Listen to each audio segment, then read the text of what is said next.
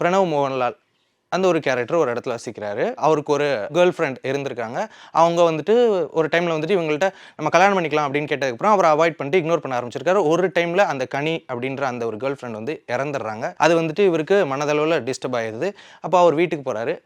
அங்கேருந்த ஒரு கிளிப்பை மட்டும் எடுத்துகிட்டு வந்து இவர் வீட்டில் வச்சிருக்கிறாரு. இதுக்கப்புறம் அவருக்கு நடந்த சில விஷயங்கள், ஒரு அமானுஷ்யமான விஷயங்கள்லாம் நடந்துட்டு இருக்கு அவருடைய வீட்டில்.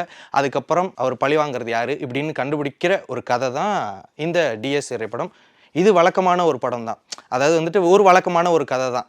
அதாவது வந்து பழி வாங்கக்கூடிய ஒரு ஹாரர் படம் அப்படின்ற அந்த ஒரு விஷயம். இதில் எந்தெந்த இடத்துலலாம் இந்த படம் நம்மளை ரொம்ப ரொம்ப சர்ப்ரைஸ் பண்ணுச்சு அப்படின்றதுல தான் நம்ம ஒவ்வொரு விஷயமா பார்க்க போகிறோம். ஹாரர் அப்படின்னு எடுத்துட்டாலே பயமுறுத்தணும், சில கிமிக்ஸ் அந்த மாதிரியான விஷயங்கள்லாம் இருக்கணும். இப்படி திரும்பும்போது பயமுறுத்துகிற அந்த ஒரு ஷாட், கோரமான ஒரு பேயோட மூஞ்சி, இந்த மாதிரியான நிறைய மேக்கப், இந்த மாதிரியான விஷயங்களை வச்சுட்டு பயமுறுத்துறது, இந்த மாதிரியான நிறைய ஃபார்முலாயிக் விஷயங்களை எதையுமே கடைபிடிக்காமல் புதுசாக சில விஷயங்களை இதில் ட்ரை பண்ணியிருக்காங்க. அதில் இந்த டிஎஸ் திரைப்படம் தனித்து நமக்கு தெரியுது.